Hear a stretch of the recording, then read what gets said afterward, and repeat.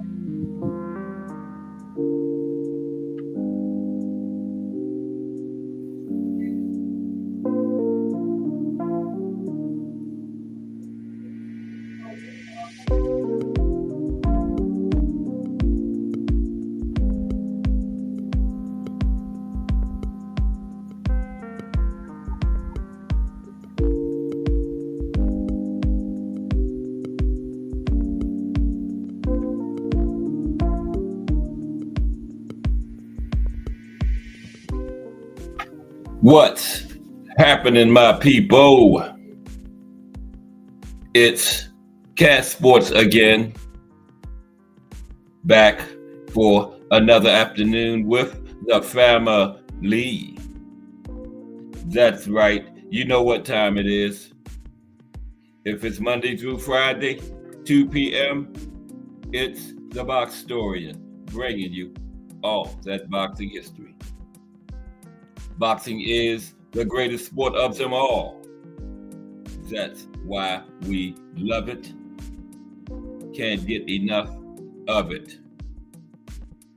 Salute to everyone and welcome to another episode of Cat Sports, the Boxtorian. Today, how great was marvelous Marvin Hagler? How great was the marvelous one? And this show is brought to you by BVO Sports TV. How's the family today? It's Wednesday. This is the Hump Day edition of Cat Sports, the Boxtorian. You know, we haven't had a show out of the chat in a while. We used to do them on Wednesday, but we got one this week. This was a suggestion made by BVO Sports TV. He wanted me to address Marvin Hagler being frozen out in the 70s, being duck avoided. We're going to talk about that and some other things concerning the marvelous one today. Okay, but how's everybody? It's the Hump Day edition. Halfway through the work week, heading downhill toward the weekend and more live boxing. But yeah, we're gonna look at how great was the marvelous one today.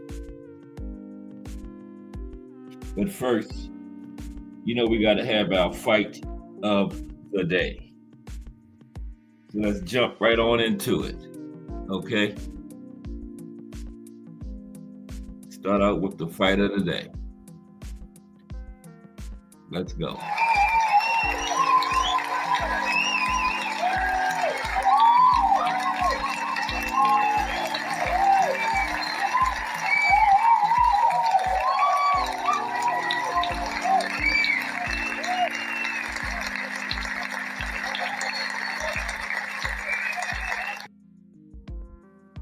Okay. Today's fight of the day is Carlos Monzon versus Nino Benvenuti. November 7th, 1970. That big, big thunder. Monzon versus Benvenuti. Way back 55 years ago, 1970. Before even Top Rank was formed. Okay? Monzon versus Benvenuti. When I gazed at him, I was thinking, tonight, I'm going to kill you. Carlos Monzon on Nino Benvenuti. The Romans didn't know Carlos Monzon. He was nobody. Took some title in South America, but would be no match for the world champ, for their champ, Nino. Giovanni Nino Benvenuti, from the little fishing town of Isola d'Istria in Italy. The young Giovanni, just a happy little boy, running around with a buddy. Suddenly, he falls down, crumpled like a rag doll. His friend says, "Hey, Nino, what's the matter?" Giovanni struggles to his feet, wobbly, saying, "I don't know. Feels like somebody just punched me out." That was the right hand of Carlos Monzon, echoing, rattling back through time. There they are at the weigh-in before their fight. King Carlos on the left, Nino Benvenuti on the right. The Tavern. What's up, the Tavern? What happened to your wrench? I could have sworn you had one. Salute. Let me put it back. Things happen. Okay, there we go. Salute, the Tavern. Hagler, he says, Hagler possibly the toughest human pound for pound who ever lived in my lifetime. Yeah, and the Tavern. I look at that 80s. I look at the 50s as maybe the best time for middleweights, but the 80s was definitely the toughest, man. Hagler and you had Juan Rodon,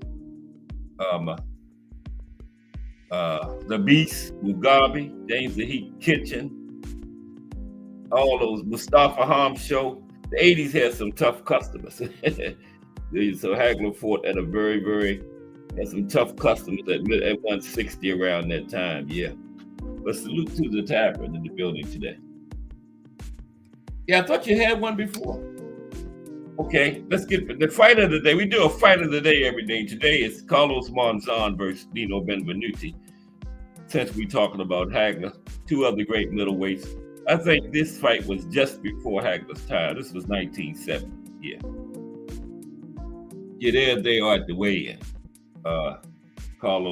King Carlos and Nino Benvenuti. Now Monzon, Thunder from Argentina. Monzon the monster. Monzon, whose women had to wear sunglasses in public. Monzon, who threw one of his women off a balcony, killed her. Monzon the Beast. Monzon, who ended up in prison. Monzon, who died in a car crash driving back to his jail cell after being granted a weekend away. A dark, ugly night, rolling over and over out of his mind. But before all that, above all that, There was Monzon, the boxer, King Carlos, and the overhand right that made him say goodnight. Monzon, the champion, November 7th, 1970, Palazzo dello Sport in Rome. Home crowd behind Nino, and nobody, least of all Benvenuti, expecting the assault about to be unleashed by the challenger, Monzon.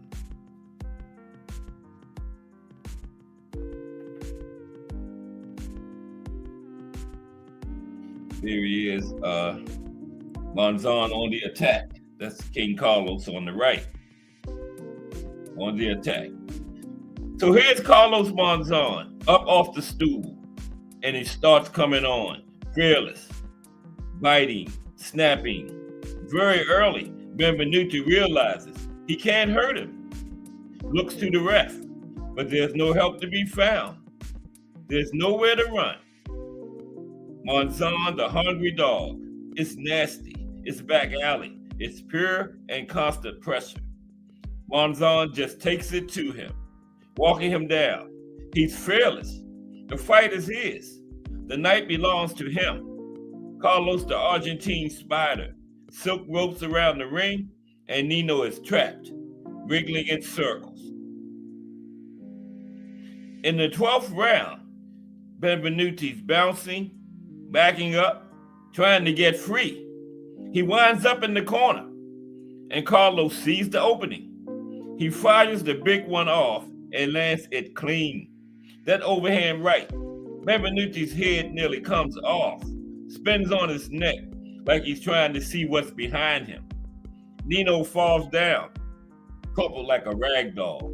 He gets up wobbly, grabs the ropes for support, but the ring is already full of people. It's over. It's over. Yeah, there's the end right there. Yep. Jarrell Hattie, salute Jarrell, and Kensaw Love 1 in the building. Yeah, finishing up the fight of the day was Carlos Monzon and Nino Benvenuti. It was a slaughter. This was back in 1970. Two great middleweights. I think they were just before Hagler's time. Now, Monzon and Hagler's careers did overlap, but like I always say, a fight between them would have meant absolutely nothing because Monzon was an aging champion by that point. And Hagler was a young, hungry lion, so he never even went in the talks for a fight. It wouldn't have meant anything. So yeah, nobody wanted to see that. Now, a monstrous punch, your stomach clenches. You see it. It kind of sickens you. Then you watch it again in slow motion. The thunder, that big, big thunder. Carlos Monzon took the ring. Ring Magazine, WBA, and WBC middleweight titles that night. He retained them all right up to his retirement. 7 years later, never lost them, defending a total of 14 times a record. And before that, he never lost the last 13 years of his career. Hadn't lost in 6 years leading up to that title shot. Then he fought 7 more years, never lost. Yeah, the Tavern says Hagler needed Congress to get a title fight. Yeah, we're going to talk about that, the Tavern. Yeah, that's what BVO brought me this show. He wanted to find out. He wanted me to address Hagler being frozen out, ducked, avoided. And so we're going to cover that today and some other things about the Marvelous One. Yeah. But yeah, Carlos defended his title a total of 14 times, which was a record. And after his retirement, the dark clouds descended. On came the aimless violence, the rage and terror.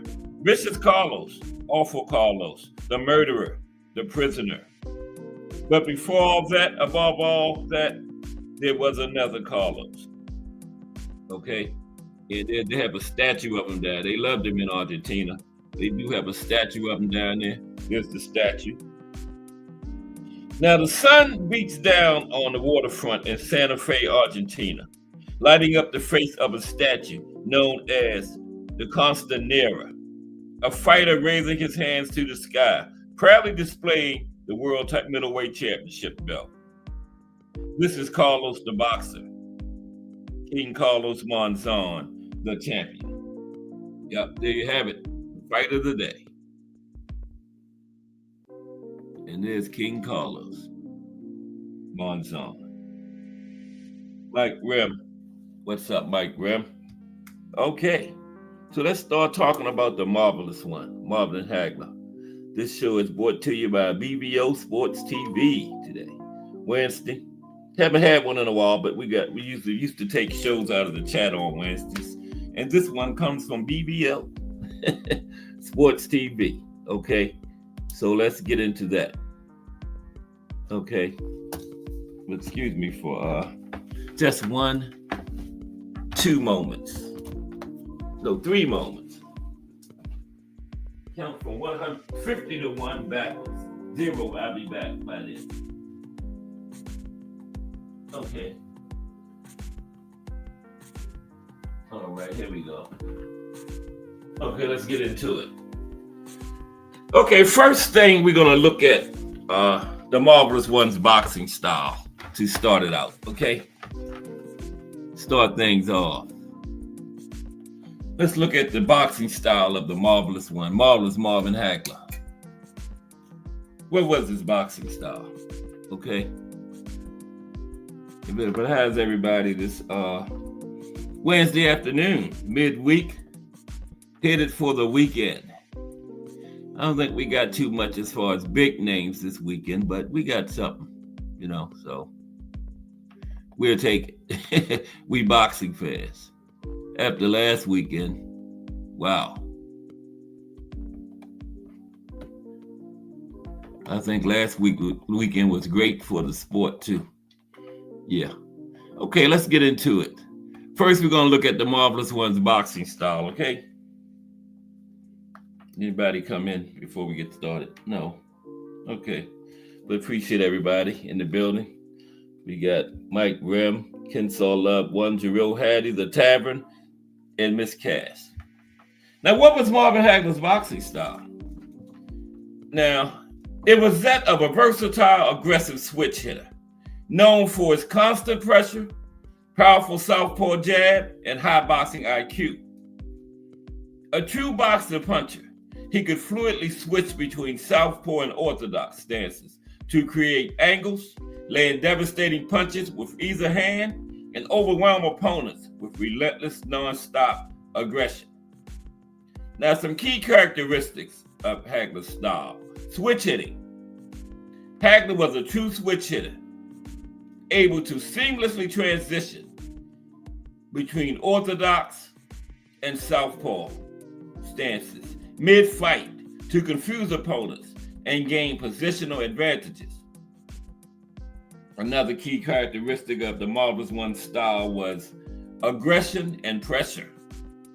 Known for his non-stop aggression, Hagler relentlessly stalked his opponents, using his powerful jab and relentless pressure to break them down. Powerful southpaw jab. Now, despite being right-handed, Hagler primarily fought southpaw, developing a powerful lead left hand that was the cornerstone of his attack. Excellent footwork.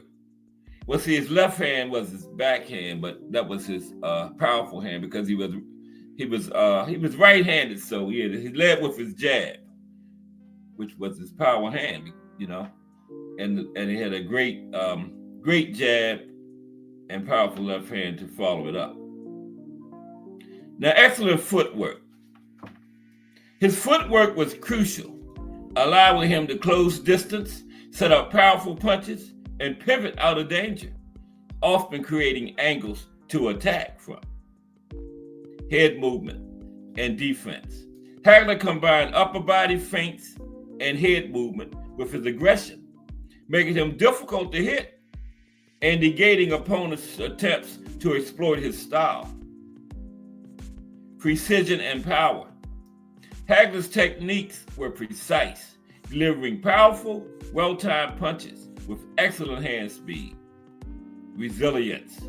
That's a big one for the Marvelous One, resilience.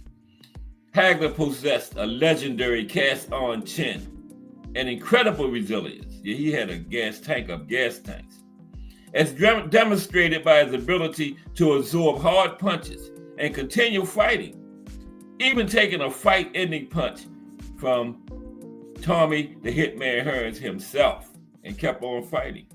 Infighting.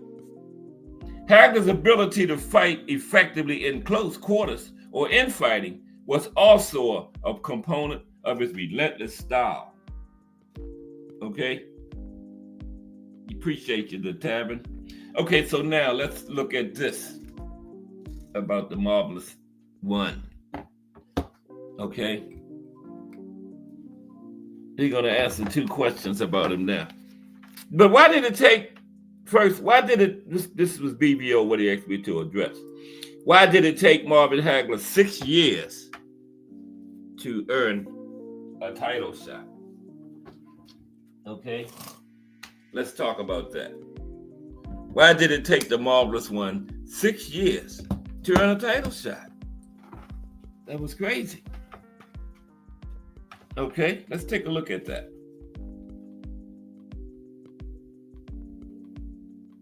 Now, Marvin Hagler was ducked for 3 years until British fighter Alan Minter refused to do so and gave him his title shot. Now, boxing politics played a part, and the fact Hagler refused to sell out to people like Don King. Okay? The Marvin was constantly told from 1977 on that promoters like Don King could get him the title shot he deserved. Many times, more famous trainers and managers tried to pry Marvin away from brothers Pat and Goody Petronelli, but no one ever succeeded. Marvin would say in his autobiography, "Pat and Goody Petronelli were like the father I never had. They were with me from age 15 to 33, from the beginning to the end, and I would never have betrayed them." And he didn't. Stayed with him his entire career. When he first started boxing at 15, he walked into one gym and he stayed there like a week, and he wasn't getting the attention he thought he deserved. So he left that gym, went down the street to another gym, which was the Petronelli brothers gym, and the rest is history. Now, Rodrigo Valdez ducked Hagler in 1978. Marvin Hagler became the #1 mandatory contender in the fall of 1977, just about the time that Rodrigo Valdez was winning the vacant WBA, WBC titles from Benny Briscoe. And in 1977, you get the WBA and WBC, you're undisputed, because that was the major sanctioning bodies then. No IBF, no WBO at that time. So Rodrigo Valdez was undisputed, right? Now, Hagler was the #1 contender. But for his first defense, Valdez bypassed the #1 contender, Marvin Hagler, and instead fought the then unknown Hugo Pastor Coro. And guess what? Coro took the title from Valdez, okay? And after Coro took the title from Valdez, guess what he did? He took over ducking Hagler, okay? He took over ducking Hagler. Crush the Legend in the building. What's up, Crush the Legend? 9 a.m., Monday through Friday. One of the best shows on YouTube. Crush the Legend. Anybody not subscribed, please do so. But salute Crush the Legend in the building. Yeah, Rodrigo Valdez ducked Hagler to fight this unknown guy. Then the unknown guy took the title from Rodrigo Valdez, and then the unknown guy took over from Valdez. He didn't only take Valdez's title, he took over ducking Hagler from Valdez, right? So Hagler still couldn't get a shot. And then Hugo ducked Marvin Hagler as well. Now, after winning the title, Coro also bypassed Hagler, who was still a #1 contender, and he fought the #2 contender, which was Vito Antuofermo, right? And just like Coro did Valdez, Vito took the title from Coro. And Coro went back to being unknown. Never heard from again after that, right? So then, Vito finally gave Hagler a title shot But they had a very controversial draw, and after that, Vito shamelessly ducked Hagler, never gave him a rematch. Now, they did fight again, but guess when they fought again? After Hagler won the title and gave Vito a shot, which he didn't have to, but Hagler won the title and he gave Vito a shot because he wanted to, because he had that draw, he wanted to erase that and beat Vito because he felt he beat him in the draw. So after Vito gave Hagler the shot and they had the draw, he ducked him after that. He wouldn't give him the rematch. Now, Marvin Hagler finally got his title shot about 3 years after becoming the #1 contender and mandatory challenger. Okay? And it was against Vito, November 30th, 1979. Now, Vito retained the title in a draw that was hotly disputed by any and everyone watching the fight, including me. Yeah, so it wasn't no draw. But, you know, the judges called it a draw, so that's who counts. Hagler had chopped the bull-like Antuofermo to pieces, leaving his face a piece of raw meat with 6 cuts requiring 25 stitches. Now check this out. Y'all gotta listen to this. Now Mills Lane, the Hall of Fame referee, right? He was so convinced that Hagler had won the fight. He told Hagler before the decision was even announced. He said, "Congratulations. Now stay facing this way until they announce the decision so I can raise your arm." That's what the referee told Hagler. Before the decision was even announced, he positioned him in a certain place in the ring. So when they announced the decision, he could raise his arm. Who would know better who won than the referee? Isn't that crazy? The referee told him that before the decision was even announced. Face this way so I can raise your hand after they announced the decision. Then they called it a draw. But nonetheless, in one of the worst robberies in boxing history, the judges found a split draw ruling. Judge Darby Shirley had it 144-142 for Antuofermo. That's 15 rounds. That's like 8-7, right? And then Judge Drain Ford had it 145-141 for Hagler. That's like 9-6. And then Judge Hal Miller had it 143-143. Split draw, right? Each one got a judge, and then the third judge called it a draw, so no majority. Very controversial. Very controversial draw. Thomas Hill in the building. What's up, Thomas Hill? This show today is brought to you by BVO Boxing TV. He requested talk about Hagler and how he was aborted in the 70s. Okay. You know, we take shows out of the channel on Wednesday. Haven't had one in a while, but we got one today. Brought to you by BVO Sports TV of the STN network. Crest the Legend, also a member of the great STN network. But salute Thomas Hill.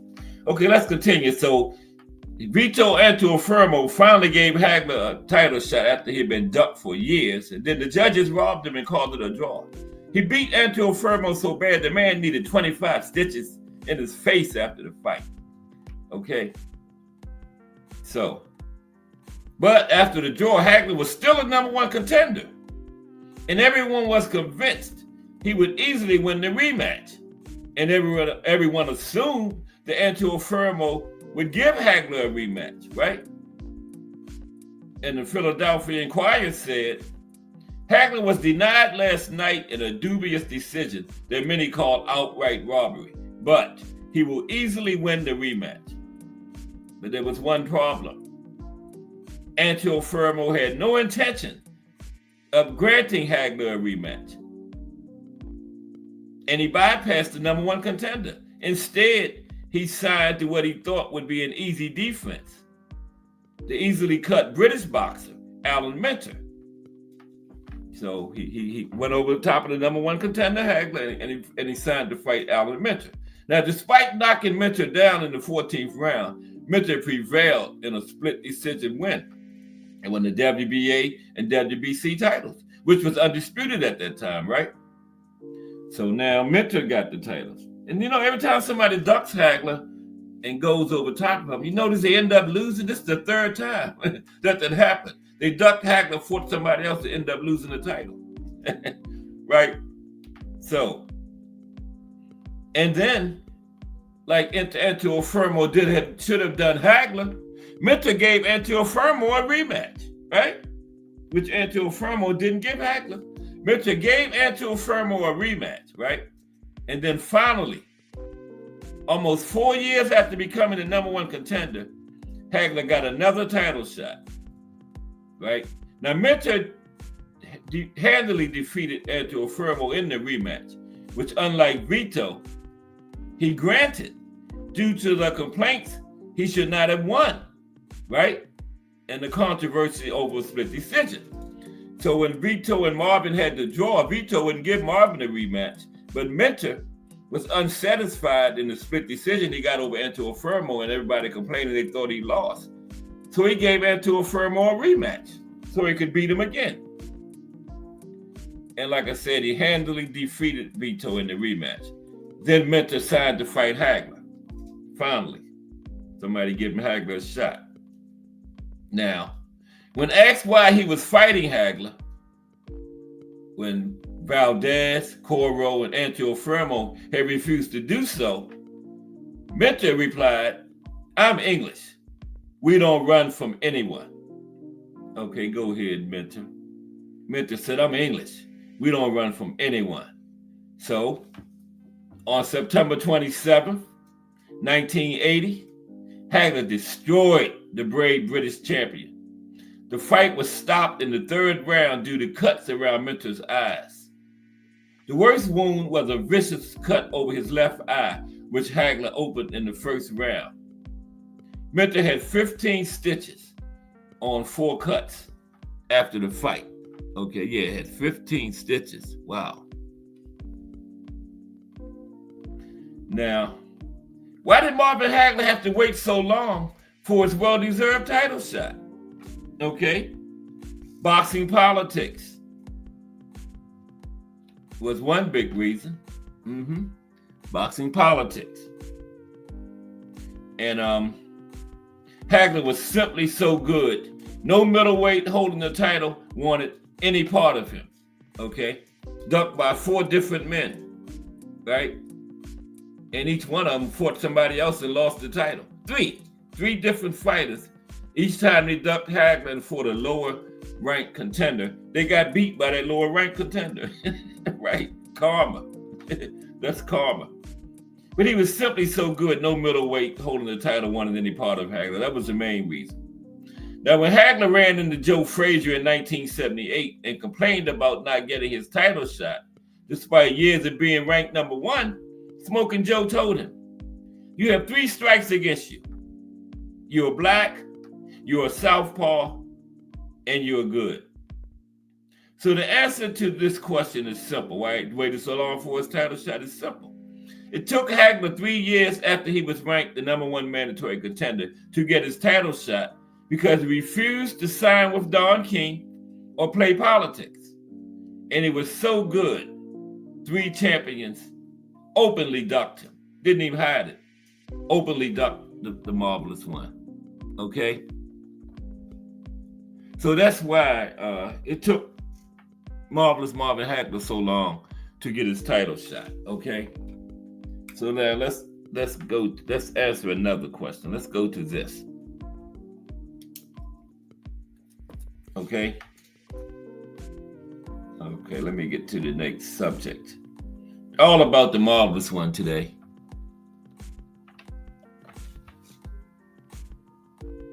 But how's everybody this hump day Wednesday afternoon? We're going to get some link time later. Because, it was probably take us up to a little after, about 3:15 or something. But here we go. Okay, next question. This is what the name of the show was. How great was Marvin Hagler? And how would he fare against other all-time great middleweights? Glad y'all asked. Let's talk about it. Glad y'all asked. How great was Marvin Hagler? How would he fare against other great middleweights? Now, Marvin is generally considered one of the 3 or 4 greatest middleweights ever, one of the top 50 pound-for-pound fighters ever, and one of the best of the best. Now, he likely beats the vast majority of the other Hall of Fame middleweights. Okay? And we're going to talk about that too. Exactly how he would fare against some of the other greats from different eras. Now, Hagler was a generationally great middleweight, one of the best ever, and no doubt an all-time great fighter, not even arguable. No doubt an all-time great fighter. That's not even up for debate. Marvin Hagler? Okay. In the International Boxing Hall of Fame. Now, he's generally recognized as third or fourth among all-time middleweights, after HAIGLER and Carlos Monzon. Hagler stands in the company of immortals, and Sugar Ray Robinson too. But I look at Sugar Ray Robinson as more welterweight when you're talking about number one. Middleweight, I put Hagler, King Carlos Monzon, and HAIGLER in front of Sugar Ray at middleweight. Okay. What's up, Mike Mazik? How are you today, my friend? Salute to Mike Mazik. Longtime Cast Sports supporter. Appreciate you, Mike. Okay, I put HAIGLER, Hagler, and King Carlos in front of Sugar Ray at middleweight. In whichever order you put them three, I ain't mad at you. But those are my top three at middleweight. King Carlos, Hagler, and the great HAIGLER. Okay.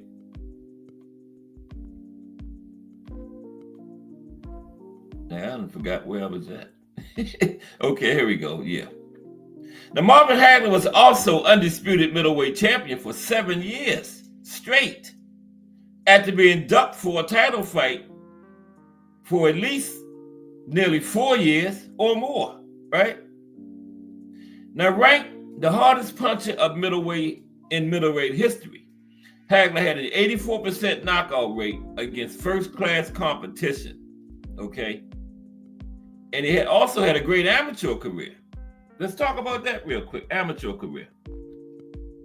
The Tabin said Hagler is, you got a number one, Tabin, at middleweight? Okay. Okay, so let's talk about his amateur career for a minute. Now, at age 15, Marvin took up boxing after being beaten up on a street corner by a local boxer in front of his friends. I think they was at a party or something, and the guy took his jacket, and the guy beat Marvin. Now, I think when the first gym he went to, that's what caused him to go to the gym, and the guy was in that gym. I think he beat him before he left that gym too. Now, Hagler went on to an impressive amateur career, including beating the fighter who had started him on the path to the ring. Yeah, the guy that beat him up in front of his friends on the street corner, he beat him in the amateurs, okay? And remember, he went to one gym and only stayed a week. That guy was at that gym. But Hagler felt he wasn't getting enough attention there. He went down the street to another gym, which was the Petronelli brothers gym, and the rest is history. And I think he fought that guy later on in his amateur career, and he beat him.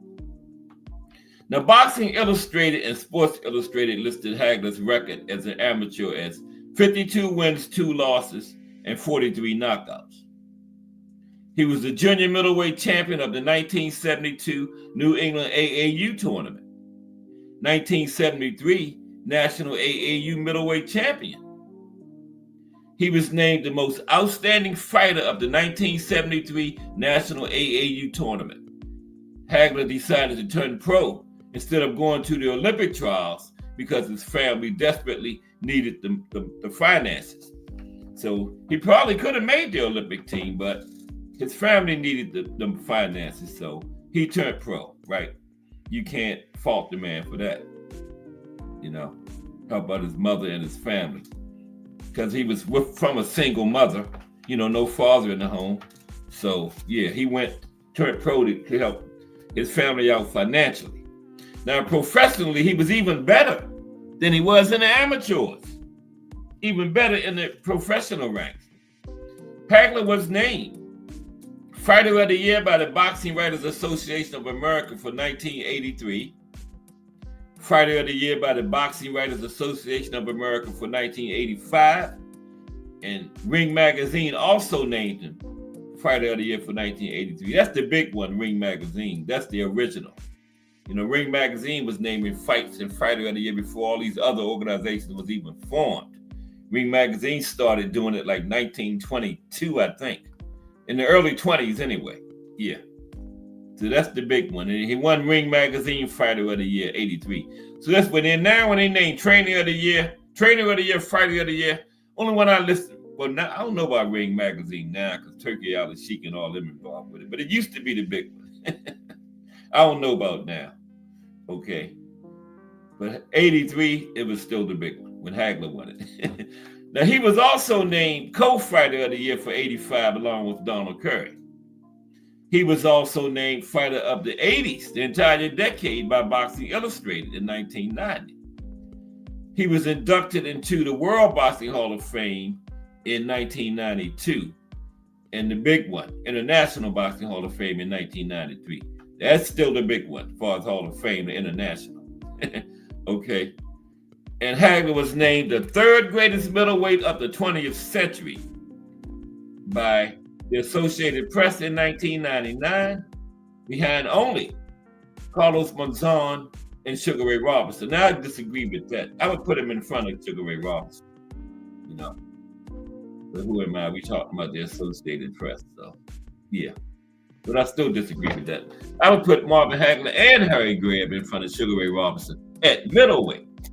Now, Sugar Ray is the man at welterweight, but middleweight, he was great there too. But I got Hagler, King Carlos Monzon, and the great Harry Greb in front of Sugar Ray at middleweight all time.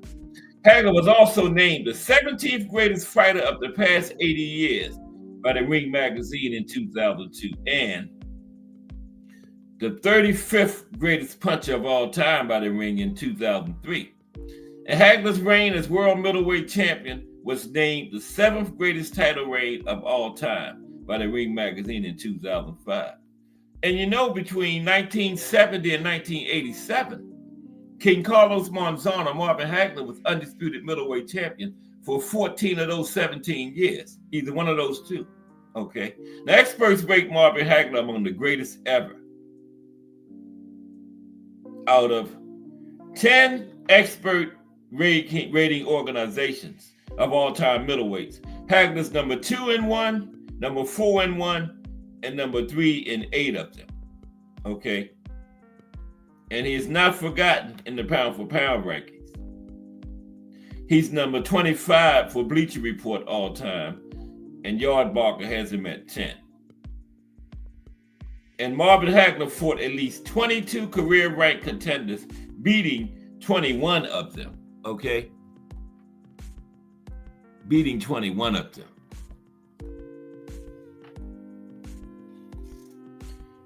Now, legendary boxing historian Anthony Mason said, I think the only way to fairly rank a boxer's place in history is by comparing their resumes.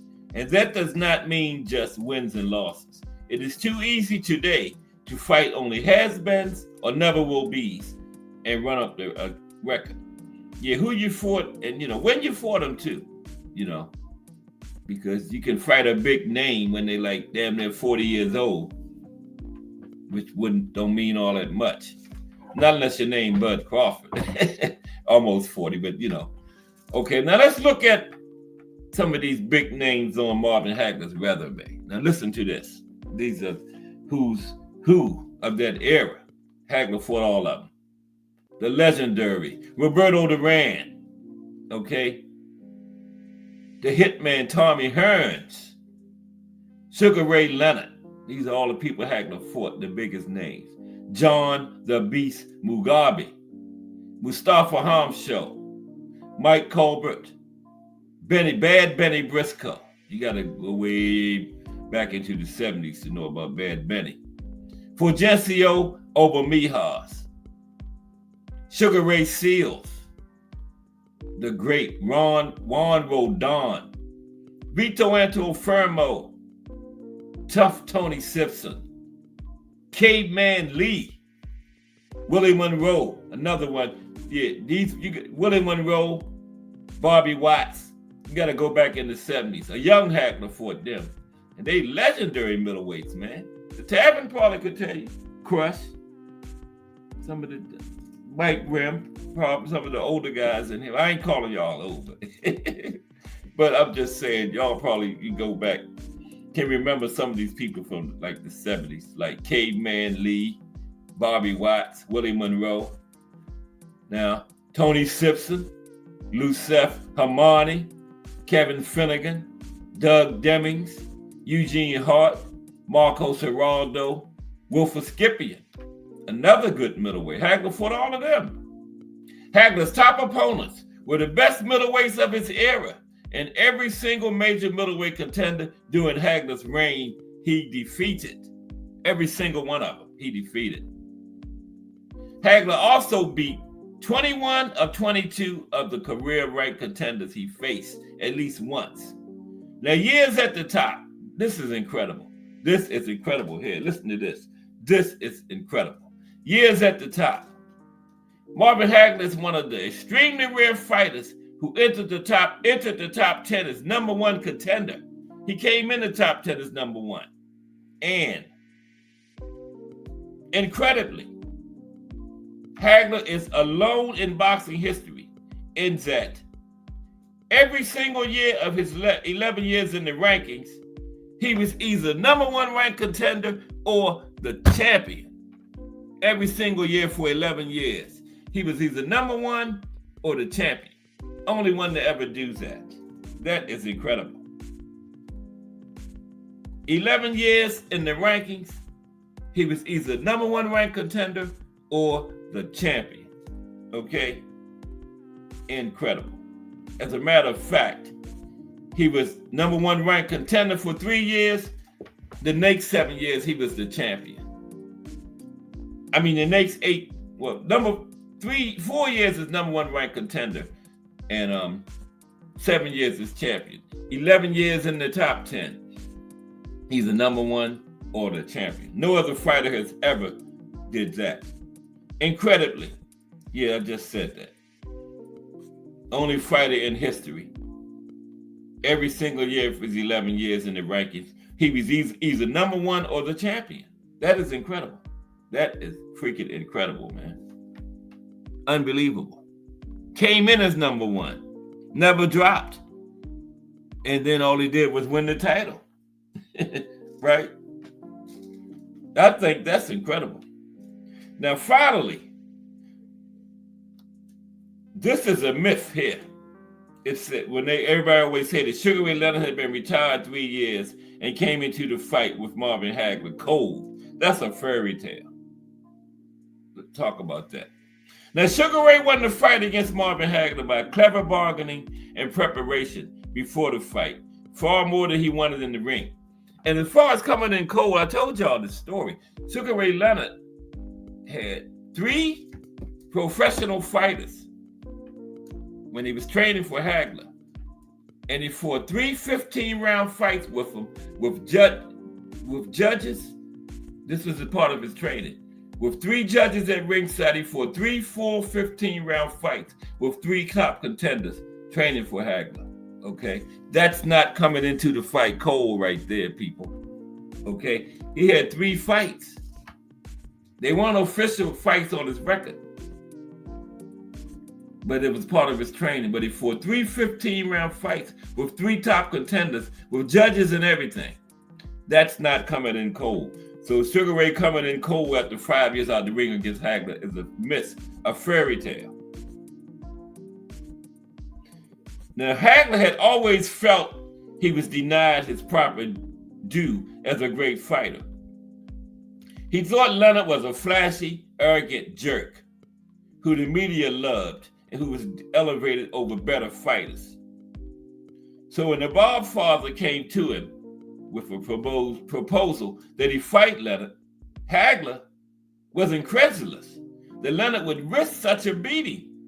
And Hagler insisted the only way he would do it, he had to be the A side. Okay? He had to be the A side. And that proved his undoing right there. Now, Hagler clearly wanted to be number one, to get the bigger slice of the monetary pie and to be announced first, to take primacy in the advertising. In return, he offered to let Leonard set everything else. After all, they both knew Sugar Ray could not hurt Hagler. And that was bad choices Hagler made, since Leonard had figured out he did not have to hurt Hagler to win the fight. After Leonard agreed to let Hagler have the larger purse, $12 million to $11 million, and to be the A-side face of the fight, Hagler agreed to let Leonard choose everything else. And these were the main three where he messed up at. Number one, Leonard chose the gloves, 10 ounces. Leonard chose the number of rounds, 12 instead of 15, and the size of the ring, 20 foot. Now let's talk about why those things were so devastating and hurt Hagler so much. Those three things sealed Hagler's fate.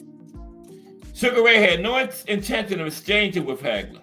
He wanted a big enough ring to sprint and spin away from him. So the 20-foot ring. He picked the size of the gloves, 10 ounce, well-padded gloves to protect him from Hagler's full power. And he picked 12 rounds instead of 15. Fewer rounds to have to move and run and stay away from Hagler. Sugar Ray could not have stayed away for 15 rounds from Marvin Hagler, and he knew it. He got everything he asked for. And Hagler didn't know it, but the middleweight title was lost on the negotiating table well before the fight even started. Okay? What's up, Technique? And Al Booger in the building. Al Booger and Technique in the building. What's up, gentlemen? Yeah, we are talking about how great was Marvin Hagler. This show is brought to you by BBO Sports TV from the Sports Talk Network, and he ain't even in here. I didn't tell him I was doing it today, though. He just gave me the suggestion yesterday. But since it was Wednesday, I used to take shows out of the channel on Wednesdays. So I used to have BBO's number, but I don't know where it's at now. But yeah, he can watch the playback.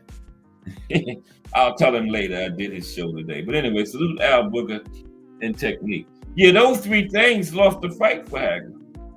The big ring, the padded gloves, and 12 rounds instead of 15. Mm-hmm. And most people who saw the fight still thought Hagler won it, right?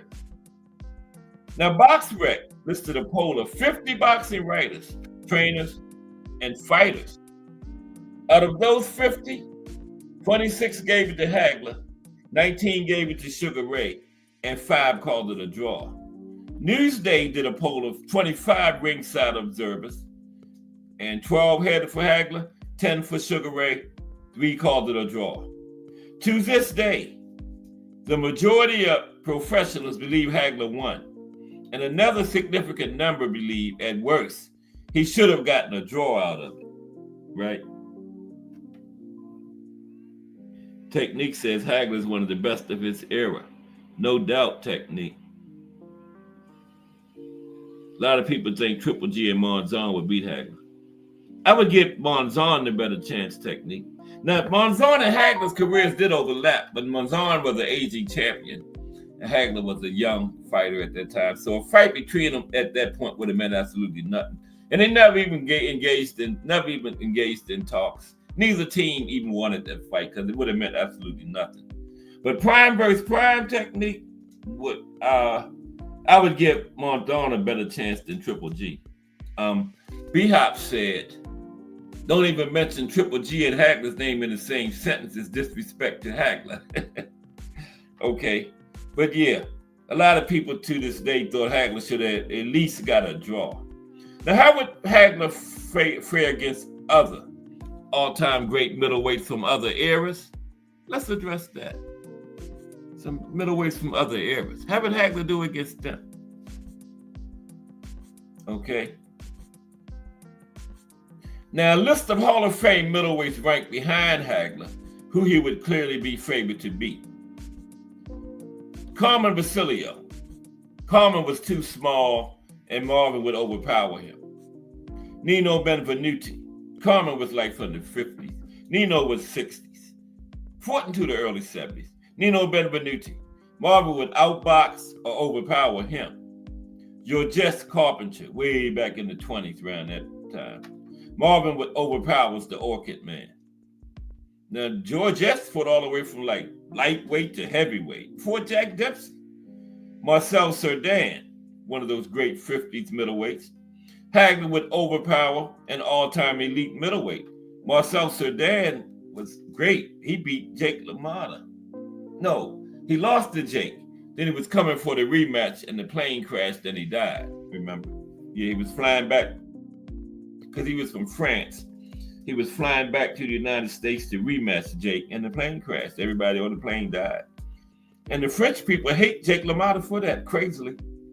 They say if Jake hadn't beat him, he wouldn't have been on that plane coming over here for the rematch. Yeah, they hated Jake LaMotta, the people in France did. And they loved Sugar Ray Robinson, right? Because of his rivalry with Jake. Now, Billy Conn, back like 30s, 40s, Hagler would cut off the ring and stop him. Gene Fullmer, another great 50s middleweight. Gene Fullmer was great. Hagler was greater. Rocky Graciano, 40s, 50s, too small. Marvin would overpower him. I think Rocky came from damn near like lightweight or something to middleweight, you know. So too small. Hagler would overpower him. Stanley Ketchum, back from like the 20s. Marvin outboxes, but Ketchum was a tough customer. He would fit right into those tough guys in the 80s, Stanley Ketchum would. But Hagler would outbox him because Ketchum was like a brawler type, you know. Jake LaMotta. Hagler was every bit as tough and hit 5 times harder than Jake. Emil Griffith, you know Jake, 40s, 50s. Emil Griffith did his main work like the 60s. Hagler overpowers another all-time great. Bernard Hopkins, you know, modern era, 90s, 2000, early 2000, B-Hop. Went a wide range, 90s almost up to now, damn near. But Hagler beats B-Hop on points. Bobo Austin, another great 50s middleweight. Hagler outboxes Bobo. I like that nickname, Bobo. Billy Seuss. I think Billy was 40s, something like that. I can't even remember when Billy was. But Billy was tough. But Hagler would outbox him. Teak tough Billy. Randy Turpin, 50s. He beat Sugar Ray one time. Randy was a great fighter. British fighter. Great fighter. Hagler would stick and move and get a decision against Randy. Yeah, Randy had to win over Sugar Ray Robinson. They were 1-1. The great Holman Williams. Hagler could outpoint Holman Williams, but I don't know. He was one of those murderous old fighters from the 40s. I'll say Hagler could outpoint Holman, but that would be a tough. Holman could get him too. Could outpoint Hagler. That'd be tough. Tony Zale, the man of steel, kind of small, yeah, because he was like, I think lightweight, welterweight, kind of small. Hagler would overpower the man of steel. Charlie Burley, one of the great murderous road fighters. This would be 50-50. I can't call that one. Charlie Burley and Hagler, 50-50 fight right there, man. Yeah. The great Harry Grab. Now, Grab probably would beat Hagler on points, right? But any given night, Hagler might take it too, so. But Grab's speed might trouble the Marvelous One. If I had to pick, I would pick Harry Grab in that one. Yeah. Another murderous road fighters, Lord Marshall. This would be an absolute war. 50-50. Lord Marshall was a bad boy, man. 50-50. King Carlos Monzon. This would be another war. More than a war. 50-50. I would lean toward King Carlos, though. Lean in a decision. Laszlo Papp. Hagler. Laszlo didn't have a lot of. He fought mainly in the amateurs. He was from a communist country, and kind of like Cuba, they wouldn't let him turn pro, but they finally let him turn pro when he was like damn near 40. I don't know why they even from Hungary. So the man was late in his career when he turned pro. Hagler would beat him. Laszlo would be too inexperienced. And finally, last but not least, Sugar Ray Robinson. Sugar Ray Robinson would win a narrow points decision over Hagler. Okay. Al Booger says, I don't think Triple G is quite on the level of Marvelous. Be a hell of a war. Okay. Appreciate you, Al Booger. Good observation. Of those who fought primarily at middleweight, Hagler is clearly favored over 16 of the Hall of Fame middleweights. Is he a toss-up? He's in a toss-up fight against 4. Favored over 16 of the Hall of Fame middleweights. In a toss-up fight against 4. And is clearly an underdog, and not a huge underdog at that against 2. That would be 3. Well, 2. Greb and Sugar Ray Robinson. Not really an underdog against King Carlos. But yeah, I would have Harry Greb and Sugar Ray Robinson favored over Hagler. And Hagler is a middleweight among the greatest of the greats. Okay, now let's look at some of Hagler's best performances ever. Some of the best performances of his career. Now, okay, yeah.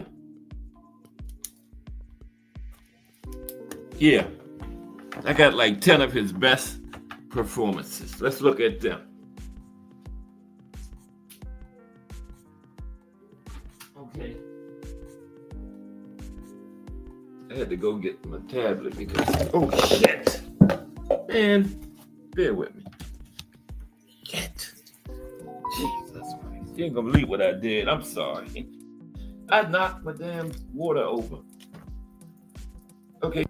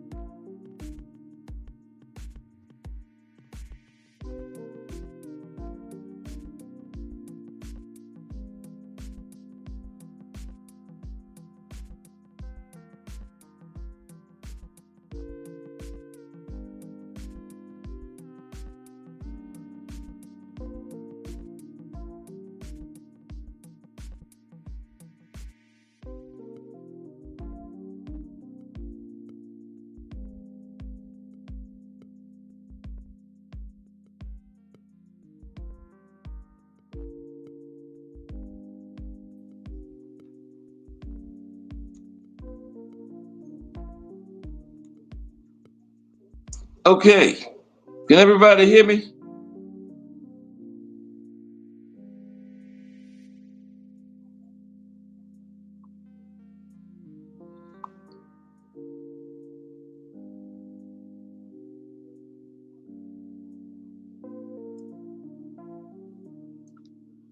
Okay, bear with me for a moment, please.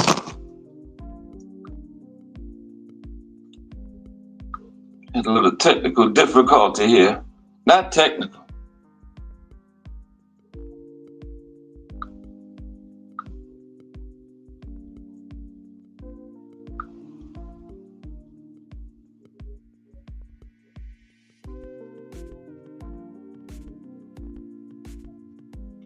Okay, somebody give me a thumbs up if y'all can hear me. I had a made a boo boo. Okay, somebody give me a thumbs up if y'all can hear me. I had a made a boo boo. It was a bad one too.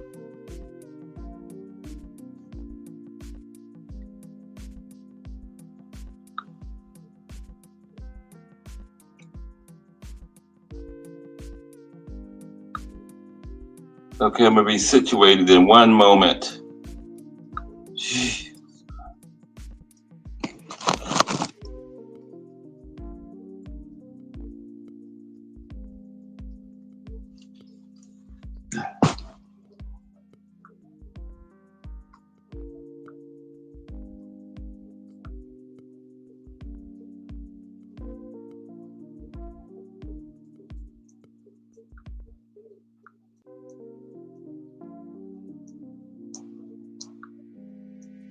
Okay, we're back. Yeah, I dumped my water over and laptop went out, but we're back. Okay, so now we're gonna talk about Hagler's some of his top fights. Okay, that was bad, man. Wow, it might be to ruin my laptop. Gee, Christmas, man. Damn. I'm sorry, but let's get this going. Okay, some of the toughest fights, some of the best performances for the marvelous one. Okay.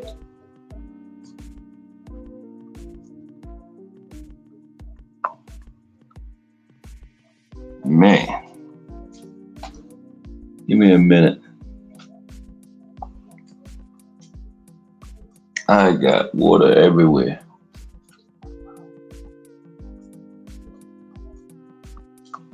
But we're going to get it together.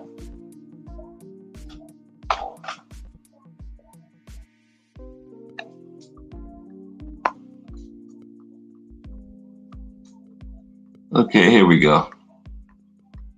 Some of the greatest wins in Marvin Hagler's career. Okay? Everybody hear me okay? I'm on the phone now. The backup plan. Okay, Al Booker had asked me Monsoon versus Greb. Oh man. I would probably still go with Greb, you know. Greb was very scientific and a tough man to beat, Al Booker. So I would give him I would lean him over Hagler and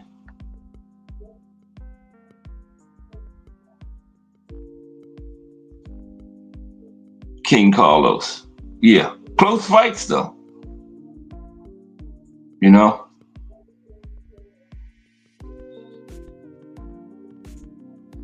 Oh man.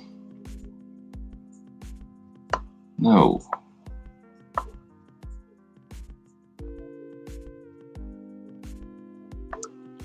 Bear with me, man.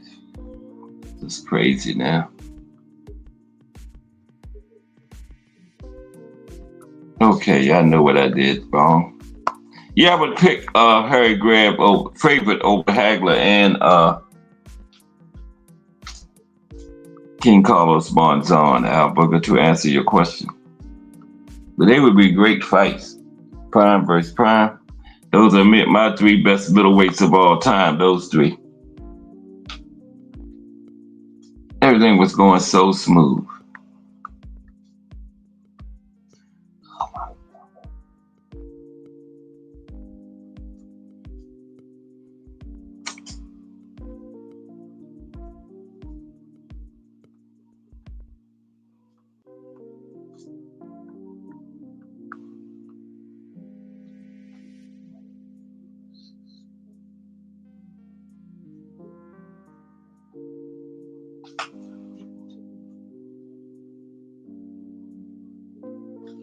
Okay, just bear with me for a minute. water running all over my legs. I'm gonna clean this up at 4 o'clock.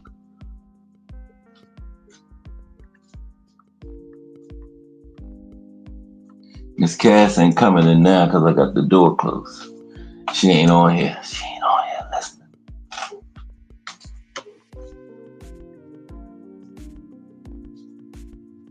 At the show, and I'm gonna act like it's still going on until I clean it up real fast. Here we go. I'm glad she ain't on here. Okay. Some of Marvin Hagler's best wins, okay?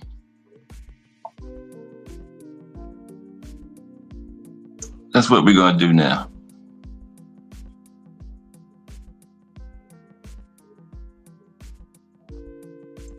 I gotta get to my display. I had everything all set up on the laptop. Here we go.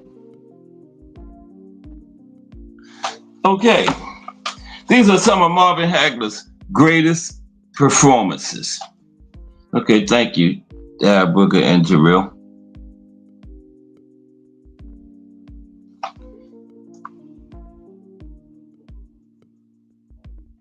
Okay, the first one was a second round knockout of Yusuf Hamani. And there was some tough middleweights back at that time, man. Yeah, I would say I always say the 50s was the best time, best era for middleweights, but I would say the 80s was the toughest period for them. Man, they were some tough customers in them 80s, man. Yeah. Okay, the first one, second round knockout over Yusuf Hamani, February 16th, 1980. Now, convincing wins over David Love and Emil Griffith attested to the fact that Algeria's Hamani was an accomplished pugilist, okay? Both amateur and pro. A fighter who figured to give marvelous Marvin Hagler, at the very least, some serious work. But what Yusuf and his people could not have anticipated was that this was a version of the marvelous one primed for destruction. Hagler came in seizing over the injustice he suffered 3 months earlier when the judges robbed him in his first fight against Vito Antuofermo. So Hamani had the misfortune to be the first fight after that draw with Antuofermo, right? So a raging Hagler wasted no time in demonstrating his superiority. His second round knockout of Hamani among the most vicious in his career. Yeah, Hamani just happened to be their first fight after he got that draw against that's Hamani right there. That controversial draw against Antuofermo. Hamani was the first fight after that, and Hagler just, it was a most vicious fight in Hagler's career, that one, because he was pissed off. He should have been champion. And then here comes Hamani. Him and his people thought he was going to give Hagler a test, and Hagler just brutalized him. Okay? The next one is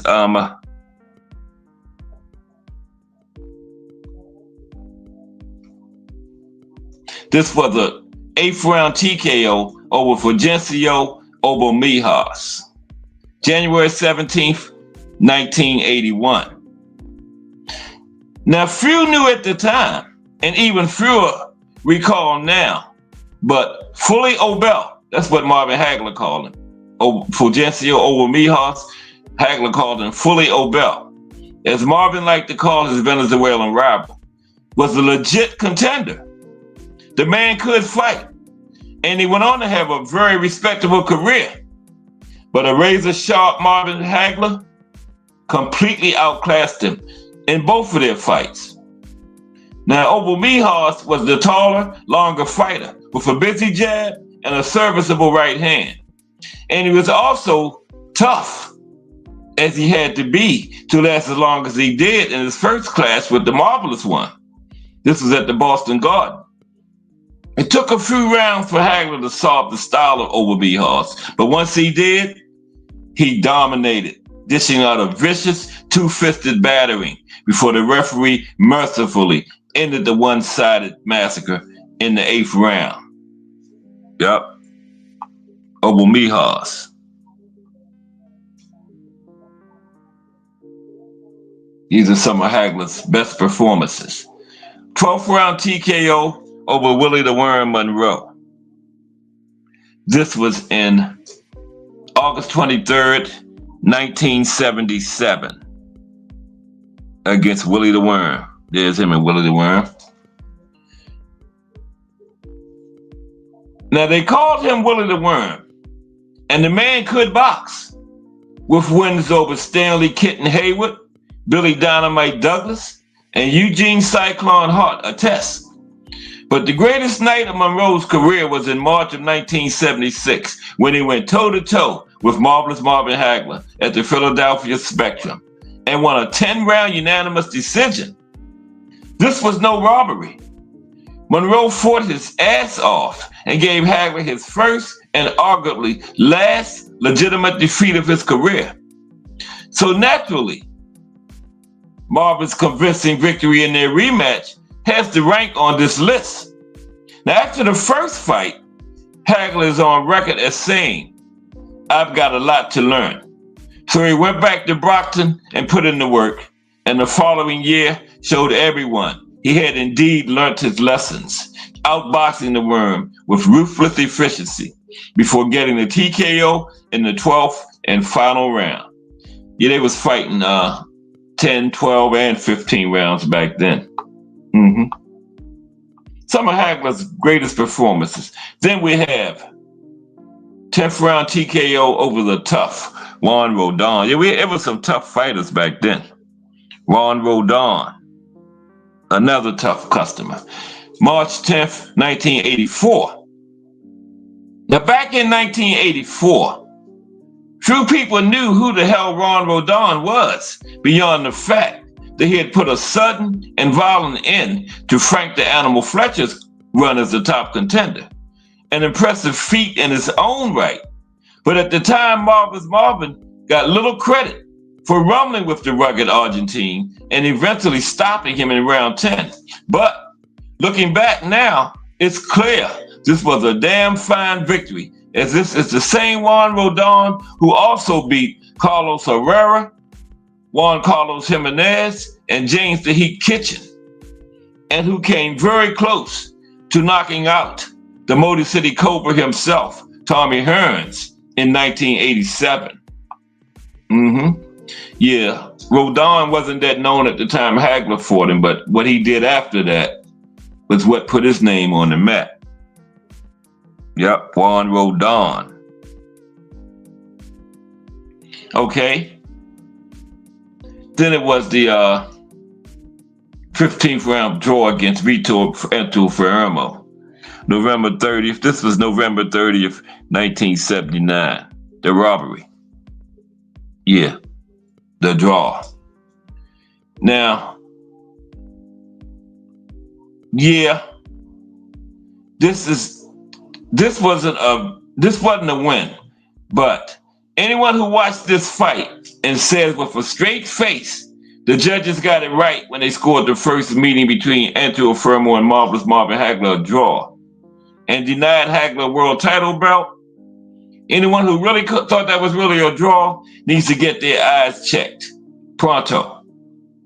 Because the truth is, this was a gorgeous performance for Marvelous Marvin Hagler, one deserving of more accolades than it has ever received, as Hagler played matador to Antuofermo's bull, artfully deflecting and sidestepping Vito's offensive efforts while landing his own telling shots. In fact, it's no exaggeration at all to say Hagler won as many as 11 of the 15 rounds in this fight, right?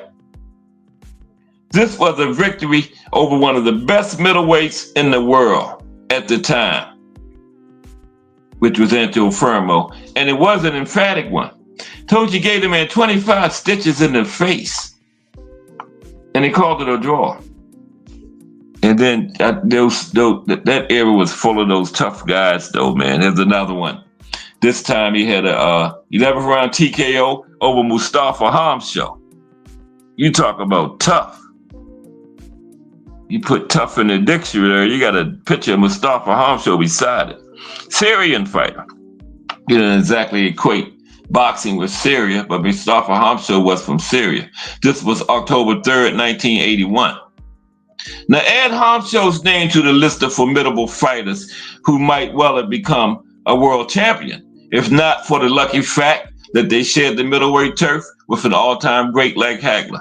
And Hagler was the boxing what Michael Jordan was the basketball. You know, all the people Michael Jordan stopped for getting the ring, like Ewing, Gary Payton, the Mailman, John Stockton, a whole bunch of them. Mike stopped from getting the ring. Hagler did that for a lot of these boxers in the middleweight division in the 80s. They would have been champions if they hadn't had to go through him, right?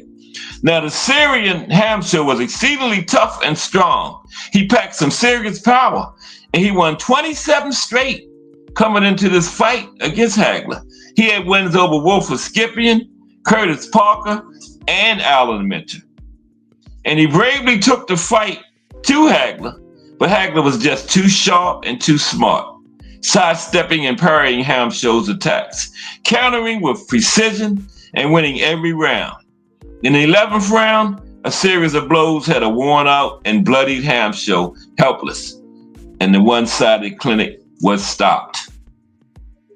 Yep, it was stopped. We're just talking about some of Hagler's greatest performances. Benny Briscoe was a 10th round decision, August 24th, 1978. Yeah, Benny the Blade Briscoe out of Philadelphia. He was one of the common opponents that Hagler and King Carlos Monzon had. And King Carlos said Benny Briscoe was one of the toughest fights he was ever in. Might be the only common opponent, but I know Benny Briscoe was a common opponent between Hagler and Monzon and gave both of them tough fights. Without question, the great bad Benny was on the downside by the time he locked up with Hagler at the Spectrum in Philly. But there's also no doubt that Briscoe, one of the all-time best to never win a world crown, another one, a Philly warrior who twice battled Carlos Monzon and gave the Argentine legend some of his toughest rounds. As admitted by King Carlos, he represented a stern test for the young marvelous Marvin. Thus, it was fitting that a record crowd jammed the Philadelphia Spectrum to see Hagler win in a clear-cut 10-round decision. Later, Briscoe paid Marvin a huge compliment when he said that the Southpaw would have had the edge in a dream fight against Monzon. Uh-oh. You hear that, Al Booker? Wow. Benny Briscoe, a common opponent between Hagler and Monzon, said he would give Hagler the edge over Monzon. Wow, that's from a common opponent. That's big right there. I gave the edge. I had the draw, but I ain't fought neither one of them. Bad Benny fought both of them and gave the edge to Hagler. Wow. This was a big one here, too. You talk about tough guys. You talk about tough guys, man. This one here was the Beast. March 10th, 1986, Hagler got an 11th round knockout over the Beast, John the Beast Mugabe. It is the Beast down on the mat. Now, no doubt, some thought Mugabe, aka the Beast, was made to order for Marvelous Marvin, right? After all, the Beast was a come-forward slugger, open to Hagler's pinpoint counters, and moving up from the super welterweight division. But the Ugandan Warrior's career best performance, he gave Marvin loads of trouble and fight fans a thrilling war. Battling as he did with remarkable aplomb and more than holding his own against Hagler. In addition to his offensive skills, Marvelous Marvin showed off his incredible toughness as the dangerous Mugabe slammed home scores of heavy shots, but could not shake the Marvelous one before Hagler got the clean knockout in round 11. Yeah, he got the beast with one of them on the deck 10 count knockouts. Caught him with a good left hand in the 11th round. Put the beast out. Okay. And then, of course, this fight here was not what everybody expected. It was Roberto Duran, 15-round decision, November 10th, 1983. Everybody knew somebody going to get stopped. But two great chins, two great warriors. And it wasn't a brawl or a war at all. It was a technical, scientific chess match, right? Who would suspect that between Marvin Hagler and Roberto Duran? So they had their moments where they locked horns in the pocket, but for the most part, it was a boxing match, right? Something you would think would be like Sakura versus Shaki or something like that. Marvin Hagler and Duran, yeah. And at the time, many regarded Hagler's performance against the supposedly over-the-hill Hands of Stone rather underwhelming. But this victory has aged like fine wine, as Hagler clearly got the better of the same Duran who would convincingly defeat Iran Barkley in 1989, and who is now universally regarded as one of the greatest fighters to have ever lived, pound for pound. Marvin fought a tactical fight, his ring skills on par with those of the legendary Panamanian, to prevail by a clear-cut 15-round decision. Yeah, I know Hagler probably trained for a war, but Duran came in boxing, moving from the outside, countering, jabbing, and took Hagler 4 or 5 rounds to figure out what was going on. Duran built up a lead early, and by the 13th round on all 3 judges' cards, Duran was winning the fight. Hagler needed 14 and 15, and he got him decisively. Yeah, sign of a great champion. Going into the championship rounds, needing both of them and getting them convincingly. Yep. And then, this is where he won his first title. 3rd round TKO over Alan Minter, September 27th, 1980. No doubt, Hagler knew it was do or die as he got his second crack at a world title against the capable Briton who had established himself as the top man in the division by twice defeating the tough Vito Antuofermo. Because remember, his first title shot was against Antuofermo, the controversial draw. Antuofermo wouldn't give him a rematch. And ironically, the rematch happened when Hagler was the champion and gave Antuofermo a shot because he wanted to reverse that draw. People was like, Antuofermo wasn't even the #1 contender. Hagler didn't have to give him that title shot when Antuofermo wouldn't give him the shot, and Hagler was the #1 contender. But Hagler wanted to prove that draw was a fluke, so he gave him the shot and beat him. But then this was his second title shot, his first title against Minter.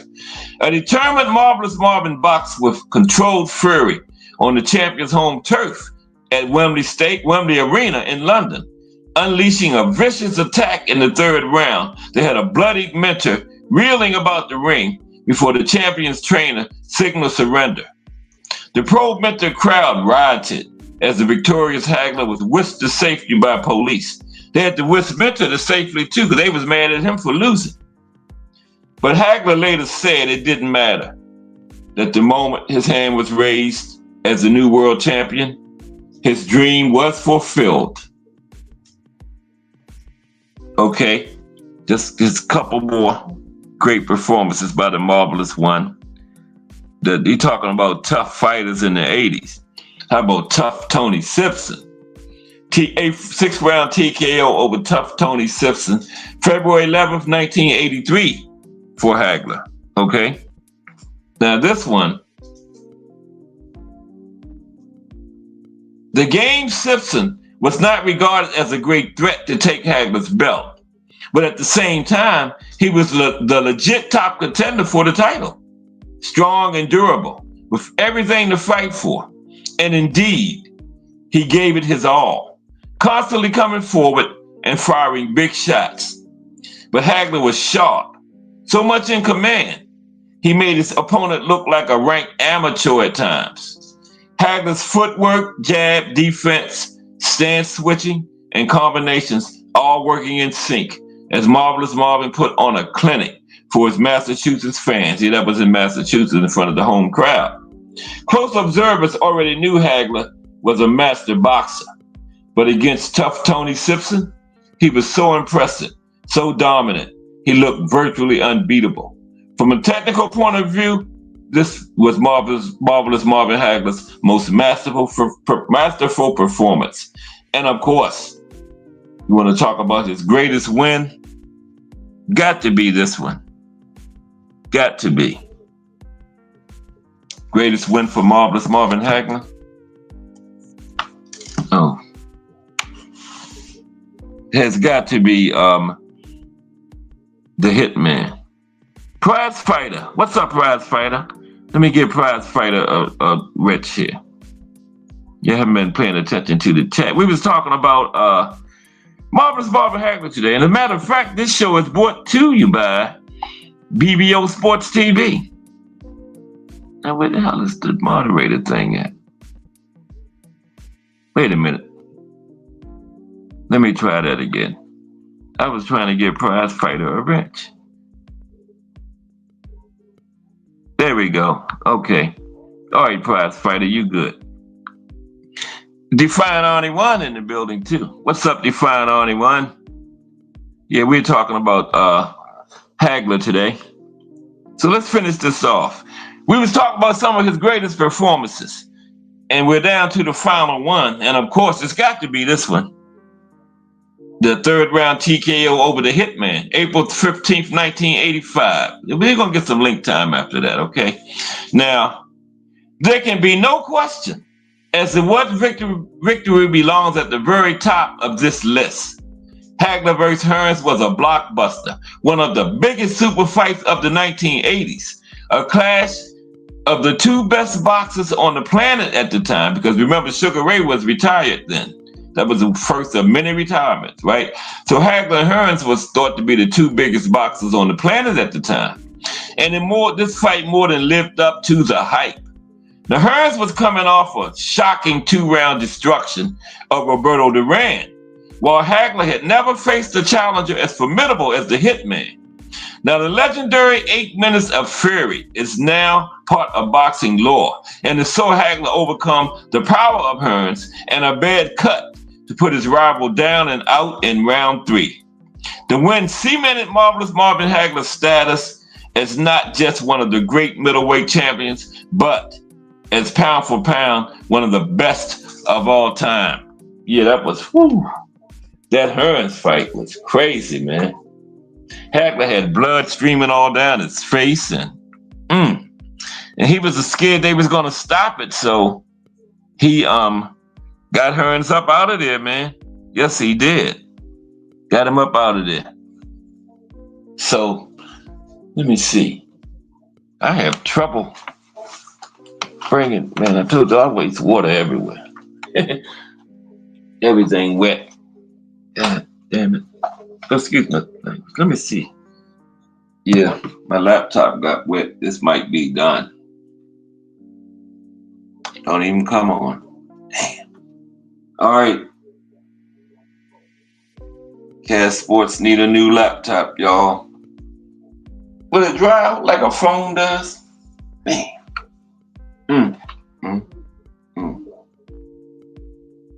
Yeah, that's done. Stick a fork in this laptop, cause it's done. Man. Okay. Miss Cass got plenty of money. I'll get a new one. I was going to the store right after this anyway. I had to put a laptop on the shopping list for today. Damn. Okay. But I got the phone here. Okay, let's see what we're gonna do now. They had a nice little piece. You know, remember Hagler and Sugar Ray fought in 1987. They had a nice little piece about. Now, remember, Sugar Ray gave that press conference in 82. I was down there too. I didn't get in, but it was at the Baltimore Convention Center, and I was down there that day. And everybody thought Sugar Ray was going to announce that this was 1982 when this happened. What was it, 83? Somewhere around in there. Everybody thought Sugar Ray was going to announce the Hagler fight, but instead Sugar Ray announced he was retiring. And he invited Hagler to come all the way down, and Hagler was pissed about that, too. You know, he brought this man all the way from Massachusetts to Baltimore for this press conference, only to announce he was retiring, right? That was crazy, man. And so I found this little piece about what if he would have announced the fight and they would have fought in 1983. Okay. Man, I was going to put the link in, but I had trouble pulling people up from the phone, man. Man, somebody will be in the back and probably be way in the back by the time I get them up. Let's look at this thing. I'm going to get have another laptop by tomorrow. So let's look at this article about what if the fight would have been in 1983 instead of 87, when everybody thought it was going to be. You know, this is called, it was the right fight, but it was the wrong time, right? Yeah, that was huge when Sugar Ray called that press conference. It was at the Baltimore Civic Center. And, excuse me, I was actually down there. I didn't get inside, you know. I wasn't that big.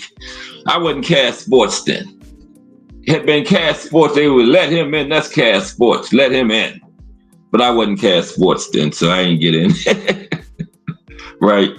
But anyway, yeah, everybody said he invited Hagler to come to it, so he got to be going to announce the fight, right? And this fool announced his retirement, man.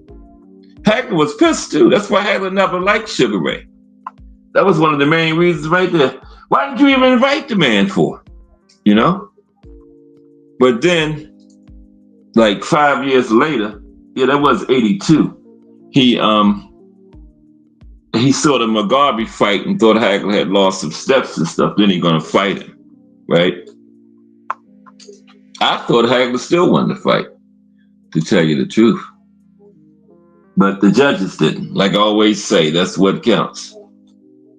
The judges thought Sugar Ray won it, and that's what, you know, the decision was. Sugar Ray won it by, what was it, split decision, yeah.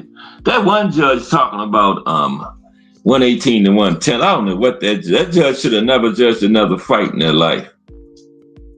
He gave Hagler like one round, man. What's 118, 110? Ain't that one round for the loser? 110? No more than two? Ain't no way. Probably a Sugar Ray fan. But yeah, let's take a look at that. What if the fight would have happened in 1983? Because the press conference was in 82, and they thought Sugar Ray was going to announce it for the fight to be in 1983, but he said he's going to retire. So everybody would say, well, why you even invite Hagler to come down here for? Maybe he didn't make up his mind until he got up there on the podium or whatever. I don't know. But yeah. But they ain't let me in, man. Like I said, I wasn't Cash Sports then. It had to been Cash Sports. They would have had me up on the front row, man. Y'all know it. Okay. Man, I had a rough time today, man.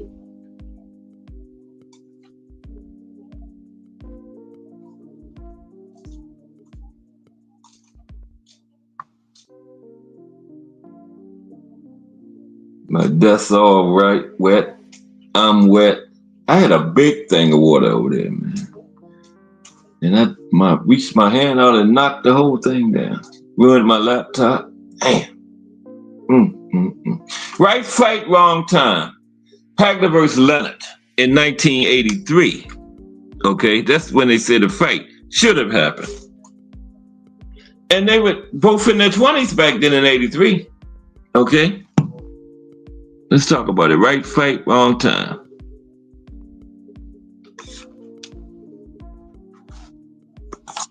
Appreciate everybody coming through today. Got prize fighter over here from the STN network. Crush. BVO. Show was brought to you by BVO. He ain't even in here. I can't even find my notebook to write the names down there. Wherever it's at, it's wet. So I'll just leave it where it's at. Wherever it's at, it's soaking wet. Right? Okay. Now, back in 1987, Sugar Ray Leonard and Marvelous Marvin Hagler threw down in a highly anticipated middleweight title fight in Las Vegas, Nevada, right? It was a glorious spectacle that captured the attention of the entire sports world. Now, the outcome, which saw the challenger Leonard and big underdog prevail by 12-round split decision, is still hotly debated to this day. Now, the fight changed the course of both fighters' careers, as Hagler certain he had been robbed and sick of never getting the respect he felt he deserved. Hagler hung up the gloves and never fought again. Leonard, who had first retired back in 1982, would go on to more big fights and win world titles in both the super middleweight and light heavyweight divisions. After that fight, remember? Sugar Ray went on to a couple more titles. Yes, he did. But what if the colossal super fight of 1987 between these two superstars could have and should have took place at a much earlier date? As incredible as the event was, let's be honest, the actual fight in terms of drama, intensity, action, and its respective ring performances failed to truly match the hype. The reason for that is simple. While both Leonard and Hagler were still formidable, neither was anywhere close to being at their best going into that legacy-defining clash. In fact, in 1987, there were far more questions regarding these two fighters than there were superlatives. Now, while Hagler was just 32 and hadn't lost a fight in 11 years, some wondered if his skills were eroding, a fact seemingly borne out by his grueling battle with John the Beast Mugabe the year before in 1986. Now, all the tough fights and all the grinding years of training had taken their toll on the Marvelous One. Okay? Meanwhile, Leonard had fought only once in 5 years, and his inactivity caused many to be concerned for his welfare as he stepped up to take on the biggest and baddest challenge of his career, Marvelous Marvin Hagler. But rewind 5 years, and the situation was very different. At that point, you would have been hard-pressed to find anyone who did not regard Leonard and Hagler as the number 1 and 2 fighters, pound for pound, in all of boxing. Okay? Yeah, that was before Leonard's first retirement. And really, you would have been hard-pressed to find anyone who didn't consider them two as the top 2 in the game. I certainly did at that time. Yes, you would have. Me Too defined Arnie One. Me Too. Yeah, that was clown activity, T. Hill. Very clownish. Inviting Hagler all the way down there, and then announcing his retirement. And even more clownish, not letting me in there. Leaving me outside, man. Even more clownish. Yeah. But yeah, Hagler and Leonard was 1 and 2, pound for pound, at that time. Now, even before the Massachusetts native got his paws on the middleweight belt, there was a strong consensus that Hagler was already the best fighter in the middleweight division, right? Even before he got the title. The uncrowned king.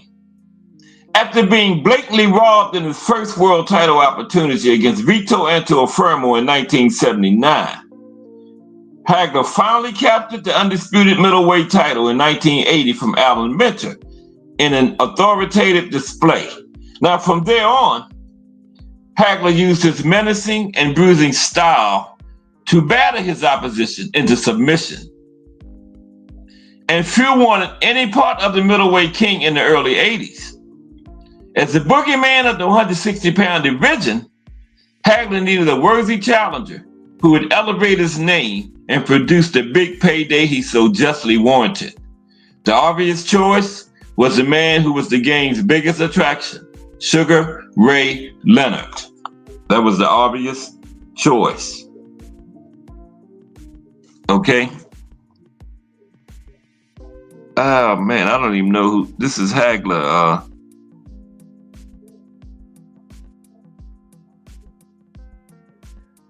Where am I? Yeah, that's Hagler with somebody on the mat. I don't know. Is that ain't the Beast? Is that the Beast? Yeah, that's 1982. That's not the Beast. It might be I don't know who that is. But he got somebody on the mat. That was 82. Now, regardless, as the superstar heir to Muhammad Ali, Sugar Ray Leonard was a media favorite and a ratings hit on national television. He was marketable, had a smile that lit up a room, and fast fits that put butts in seats, and had already defeated the likes of Roberto Duran, Thomas Hearns, and Wilfred Benitez in exciting, high-profile fights. And prior to that, as the undisputed welterweight champion, Sugar Ray Leonard's star power was on par with that of superstars in other sports of the time, such as Magic Johnson in the NBA, Wayne Gretzky in the NHL, or Bo Jackson in the NFL. Yeah, all big stars in their respective sports at that time. And Sugar Ray was on that same level in boxing as those three. Now that was the perfect time for a Hagler versus Leonard super fight, 1983.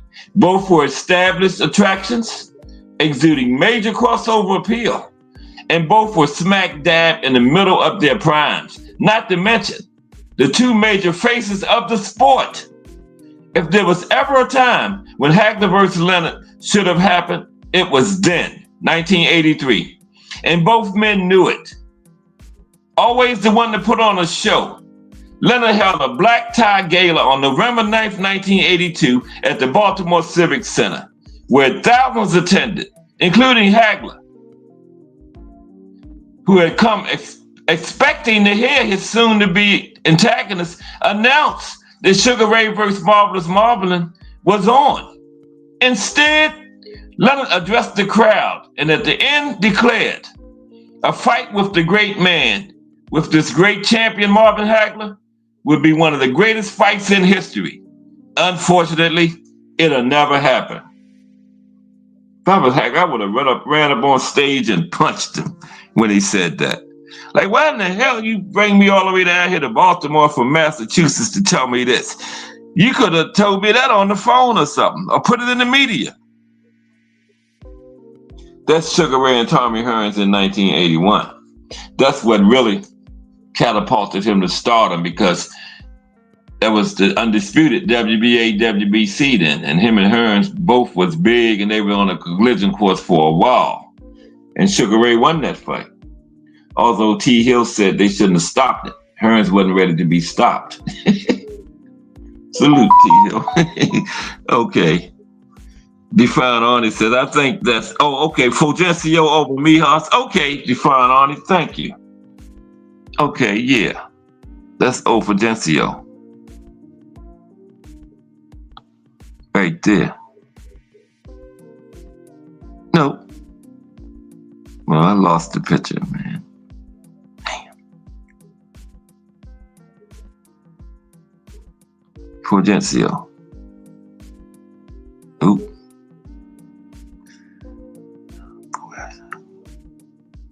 I can't find it.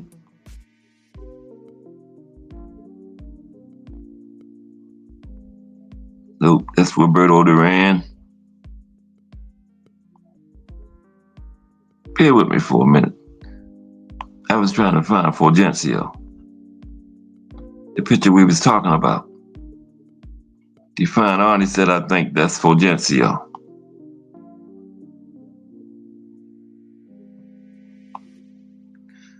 Yeah, I don't know what happened to it. I give up, man.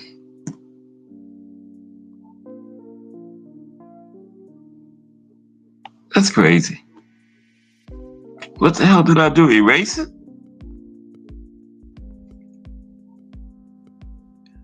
Didn't I just show it?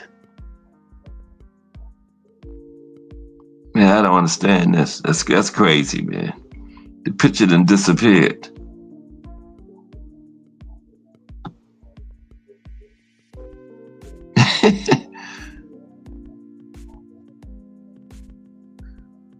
I knew it was after that.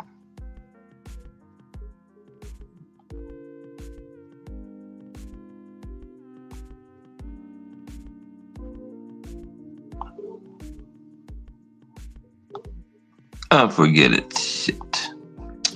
Okay. Yeah, let's finish this up. Yeah, we were talking about the fight should have been in 83. Yeah, after he announced that he was fighting, he was retiring, right? So bewildered Hagler was more than a little pissed off for being led on, and he left Baltimore still seeking that major fight that would exhibit how great he was, while Leonard, due to a detached retina injury, retired. What a shame. But what would have happened if Leonard had made the opposite pronouncement in Baltimore? If instead he had declared, fortunately, it's going to happen. And Hagler versus Leonard was immediately set for early in 1983. Now, Hagler was 28 years old at the time. Sugar Ray was 26. As huge an attraction as Sugar Ray versus Marvin Hagler was in 1987, a battle in 1983 would have topped any level of hype. More to the point, it would have resulted in a much better fight. Just imagine what might have unfolded in a clash between Sugar Ray and Marvelous Marvin when both were near their respective peaks. Boxing historians get giddy just thinking about it. What would have happened in that fight if it would have happened in 1983? You have in one corner the orthodox Sugar Ray Leonard with his lightning quick jabs, nimble movement, underrated power, awesome flurries, not to mention his killer instinct and willingness to go into the trenches if necessary. In addition, Sugar Ray was a consummate performer, a boxer who loved to put a show on for the fans. And in the opposite corner is Marvelous Marvin Hagler, the bigger man and the southpaw and switch hitter with power in either hand, a deadly jab, heavy body attack, a granite chin, and incredible conditioning. How would a battle between Sugar Ray and Marvelous Marvin have unfolded in 1983? We'll never know, but let's take a shot at what might have happened, okay? Let's take a shot at how it might have unfolded. We'll never know, but let's take a shot at it, okay? Let's take a shot at what would have happened. As good as 1987 was, a fight in 1983 would have been on another level. Now, first of all, maybe most importantly, this fight likely would have been 15 rounds instead of 12, like the one in 87 was. And this one is for the undisputed middleweight championship with no catch weights and all of Hagler's belts on the line, right? Now, Sugar Ray likely would have utilized the same basic approach that he used in 87. But the huge difference being that in 83, he is at his apex. Now, Sugar Ray would use plenty of movement and some fancy footwork to throw Hagler off and avoid the bigger man's power. Similar to how he boxed Roberto Duran in the famous No Mas fight. Now, if Marvin Hagler had a weakness, it was adapting to foes with speed and agility, who used the ring and kept their distance from his power. Now, given Leonard's skill and astonishing speed, he likely would stick and move and give Hagler some major problems. Okay? This is if it would have happened in 83.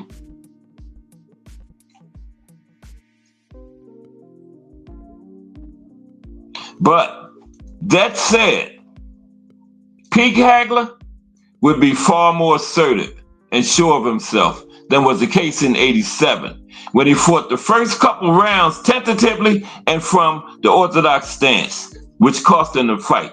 That would not have happened in 1983. He would have started out southpaw, okay?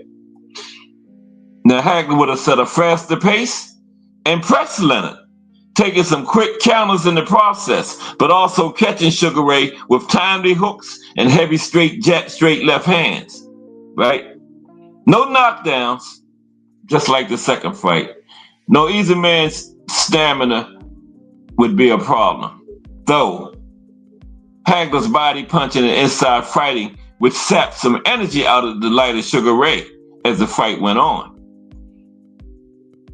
And as it progresses, Hagler has increasing success cornering Leonard and forcing exchanges on the inside. It's in those moments when Hagler's advantages in size and strength are telling. Whenever you have a matchup between a great natural middleweight in their prime going up against a great natural welterweight in their prime, with both being virtually equal skill-wise, the advantage generally swings in the direction of the bigger man. Now, with both fighters at their highest level and with the momentum shifting throughout, you have to pick Hagler to do just enough to prevail over Leonard in a 15-round classic in 1983. Okay? You have to pick Hagler in the first fight. He wouldn't have started orthodox. He probably would have pressed more early, been more aggressive early. That was the difference in the fight. That tentativeness early in this 87 and the starting out orthodox was the difference. Sugar Ray only won by split decision. Hagler starts out southpaw. He don't lose those first two rounds. Okay, that was the difference. And if you think the 1987 fight was something, there's no doubt the 1983 battle would have wiped the floor with it, right? A 1983 Sugar Ray Leonard versus Marvelous Marvin Hagler super fight is the all-time greatest what-if matchup in boxing history, topping all the other amazing matchups, all the other amazing what-if fights that people wish they could somehow go back in time and make, such as, these are some fights we didn't get, but Sugar Ray Marvin Hagler 83 tops all of them. Jack Dempsey versus Harry Wills in 1925. Didn't get that one. Jake LaMotta versus Rocky Graciano in 1950. Roberto Duran versus Alexis Arguello in 1978. Woo. Now, I don't know if Sugar Ray Hagler 83 would have topped that. Duran and Arguello in 78. Woo. Sugar Ray Leonard versus Aaron Pryor in 82. Pryor. Mike Tyson versus Evander Holyfield in 1991. If Buster Douglas doesn't beat Mike Tyson, we would have got that fight then. Lennox Lewis versus Riddick Bowe in 1993. If Riddick Bowe don't throw the belt in the trash can. And Floyd Mayweather versus Manny Pacquiao in 2010, which we did get, but 5 years too late, remember? We got it in 2015. I think Floyd probably still would have won it, but it would have been a better fight in 2010. Now, the boxing gods giveth and the boxing gods taketh away.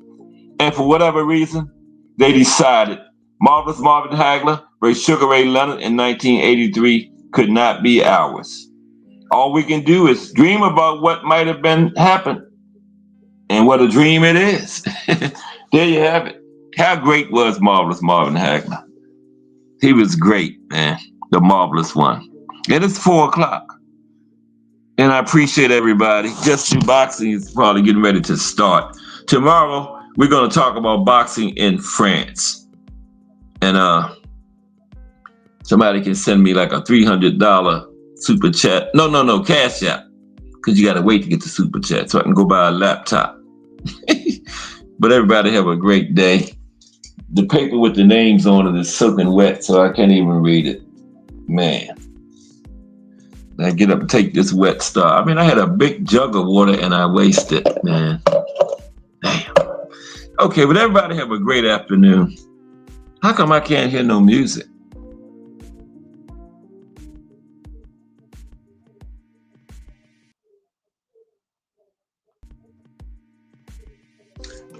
Oh, I know why. I don't even have. Anybody hear music? I don't know what's going on, man. As long as y'all can hear me, that's the main thing. Everybody have a great afternoon. Boxing in France tomorrow. Appreciate y'all 1,000,000%.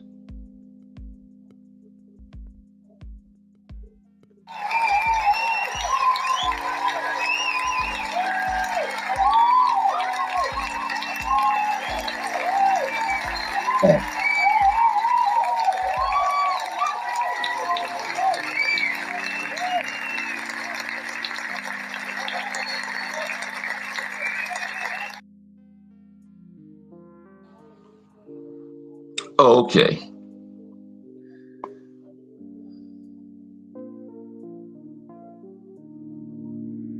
Did anybody hear any music? I sure don't.